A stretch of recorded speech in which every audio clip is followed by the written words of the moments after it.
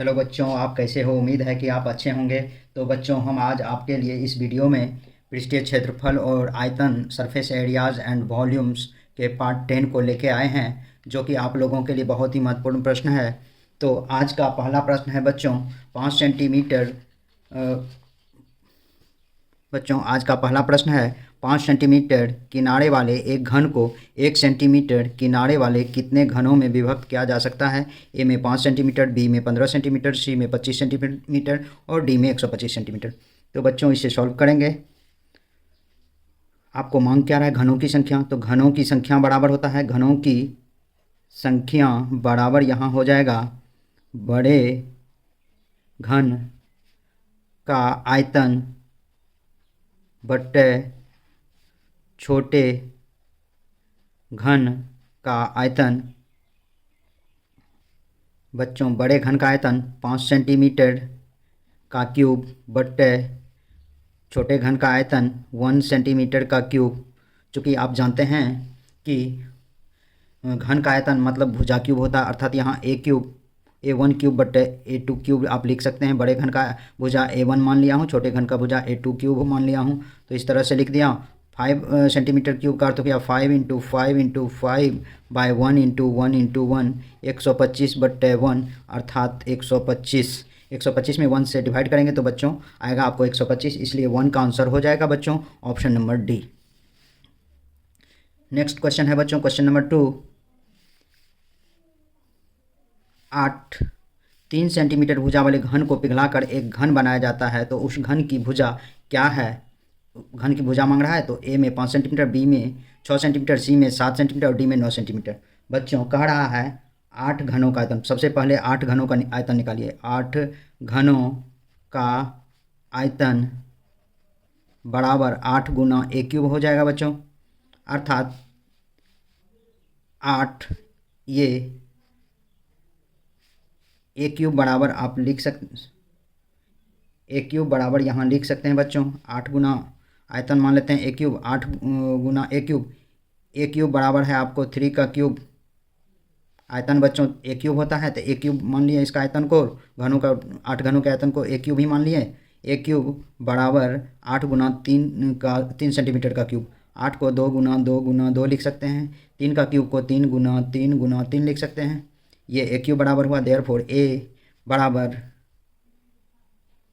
आपको cube root 2 गुना 2 गुना 2 3 गुना 3 गुना 3 हो जाएगा, अर्थात क्यूब रूट जब समाप्त करेंगे 3 ठो 2 है गुना में तो 1 ठो 2 निकल जाएगा, 3 ठो 3 है गुना में तो 1 ठो 3 निकल जाएगा बच्चों, अर्थात 6 सेंटीमीटर हो जाएगा। अर्थात ये जो अब घन बना इस 8 घन को मिला के उसकी भुजा क्या हो गई?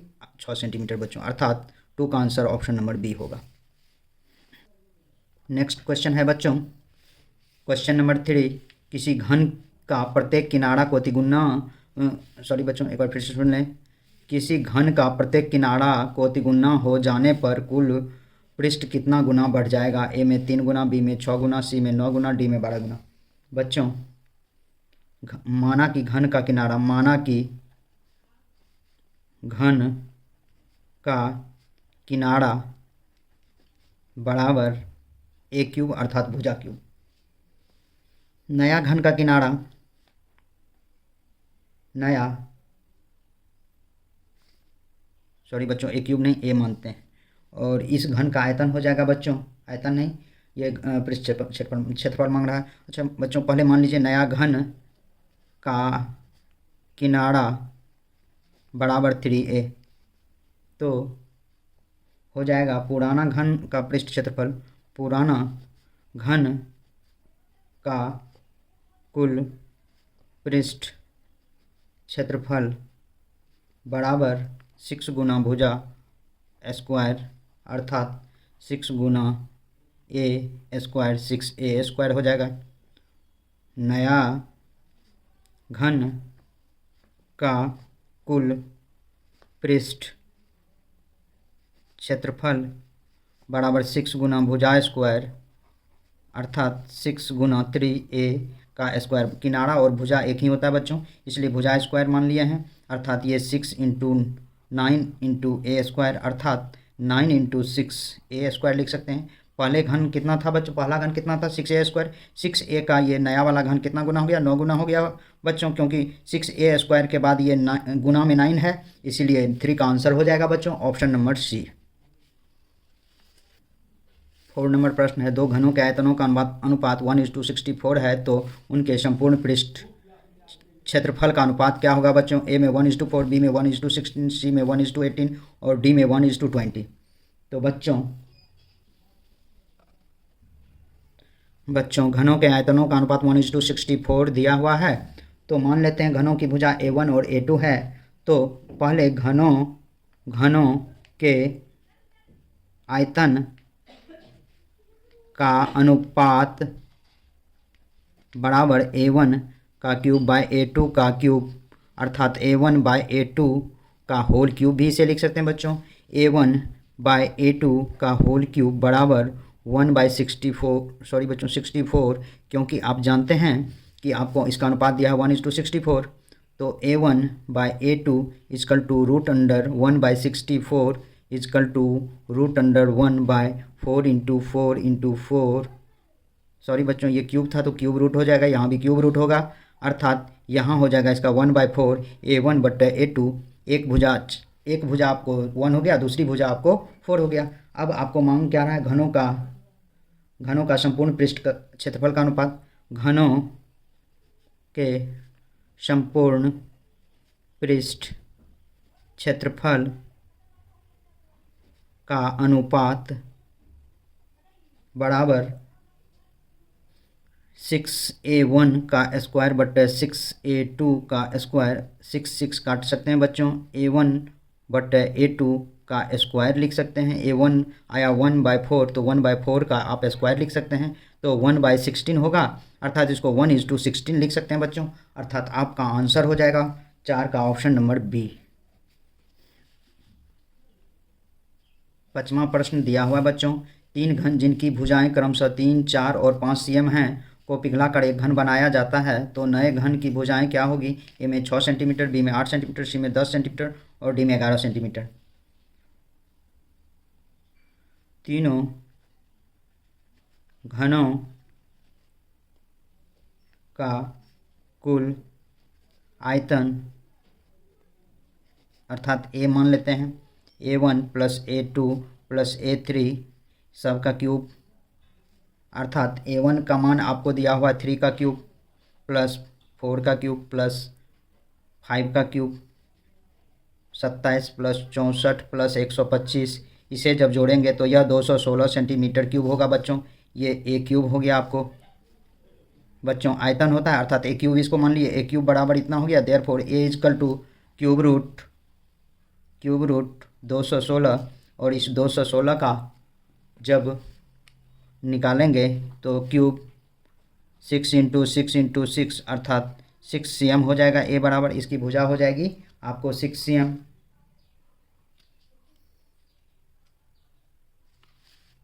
तो आपको मांग क्या रहा है बच्चों, आपको मांग भी रहा है आपको इसकी भुजाएं क्या है, तो अर्थात इस तीनों घन को मिलाकर जो घन बनता है उस घन की भुजा 6 cm अर्थात 5 का ए हो जाएगा आंसर बच्चों।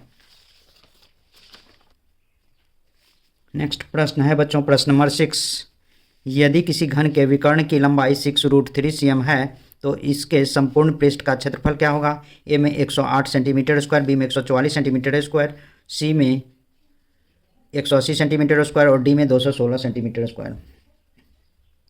बच्चों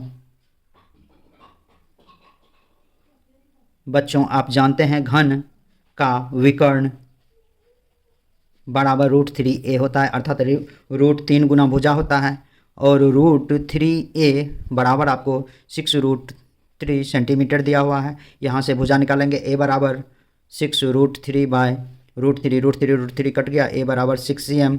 आपको मांग क्या रहा है, इसके संपूर्ण पृष्ठ क्षेत्रफल, तो घन का संपूर्ण पृष्ठ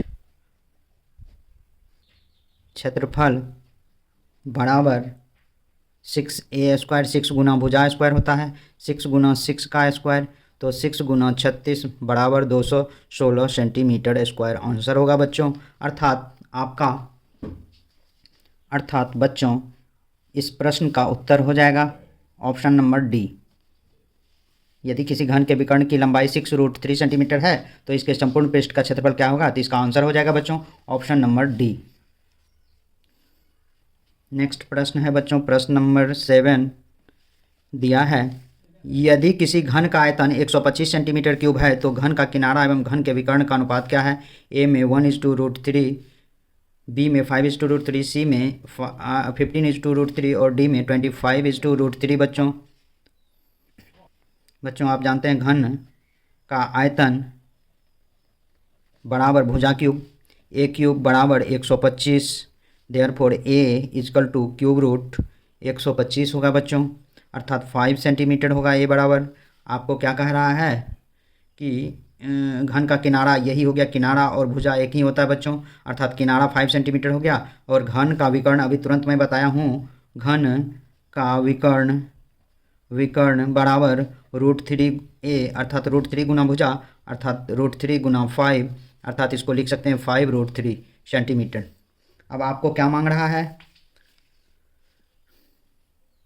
घन की भुजा बटे घन का विकर्ण का अनुपात, भुजा हो गया 5 और विकर्ण हो गया 5√3, 5 कट गया 1/√3, 1:√3, ये आंसर हो जाएगा इसका अर्थ हुआ 7 का आंसर हो जाएगा बच्चों ऑप्शन नंबर ए। नेक्स्ट प्रश्न है बच्चों, प्रश्न नंबर 8, धातु के 3 घन जिनके किनारे क्रमशः 3 सेंटीमीटर, 4 सेंटीमीटर तथा 5 सेंटीमीटर है को पिघलाकर घन बनाया गया, नए बने घन का पार्श्व पृष्ठीय क्षेत्रफल क्या होगा? ए में 72 सेंटीमीटर स्क्वायर, बी में 128 सेंटीमीटर स्क्वायर, सी में 144 सेंटीमीटर स्क्वायर, डी में 256 सेंटीमीटर स्क्वायर। तो बच्चों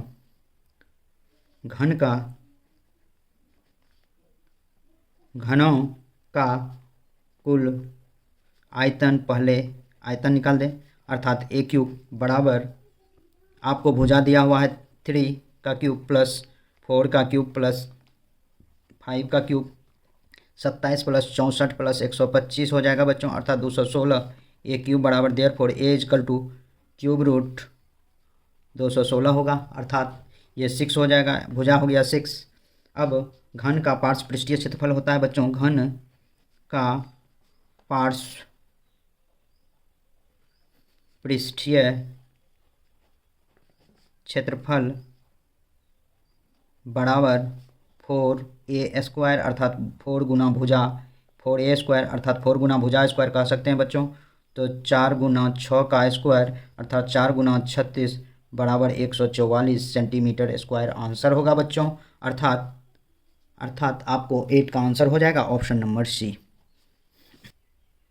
नेक्स्ट क्वेश्चन है बच्चों, क्वेश्चन नंबर 9, किसी घन का एक किनारा एवं विकर्ण की लंबाई का अनुपात क्या होगा? ए में √3:1, बी में 1:√3, सी में 2:1 और डी में 1:2। तो बच्चों घन का किनारा बराबर भुजा या ए मान लेते हैं, घन का विकर्ण √3 गुना भुजा, अर्थात इसको √3a लिख सकते हैं बच्चों। अब इसका अनुपात मांग रहा है, तो घन का किनारा बटे घन का विकर्ण, किनारा ए हो गया और ये √3/a, ये कट गया 1/√3 अर्थात 1:√3, अर्थात बच्चों 7 और 9 का प्रश्न लगभग मिलता जुलता है, थोड़ा सा लैंग्वेज में अंतर है, भाषा में अंतर है, अर्थात 9 का आंसर हो जाएगा ऑप्शन नंबर बी। बच्चों आज का अंतिम प्रश्न है प्रश्न नंबर 10, यदि किसी 10 नंबर प्रश्न है, यदि किसी वर्ग का विकर्ण 16√2 cm है तो वर्ग की भुजा की लंबाई क्या है? ए में 256 cm, बी में 4√2 cm, सी में 16 cm और डी में 4 cm। वर्ग का विकर्ण आप जानते हैं √2 गुना भुजा होता है बच्चों, √2 गुना भुजा अर्थात √2 गुना ए भी लिख सकते हैं।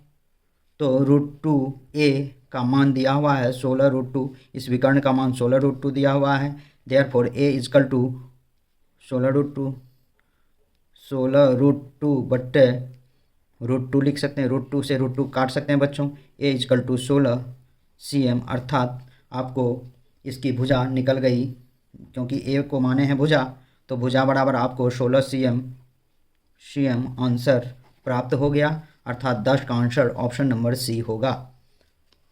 तो बच्चों आज के वीडियो में बस इतना ही। मेरे YouTube चैनल पर बने रहने के लिए आप लोगों को बहुत बहुत धन्यवाद, तथा इस प्रकार के वीडियो को देखने के लिए हमारे चैनल को ज़रूर से ज़रूर सब्सक्राइब करें बच्चों, और मेरे द्वारा पढ़ाए गए सारे महत्वपूर्ण प्रश्न का लाभ उठाएं बच्चों। तो बच्चों बहुत बहुत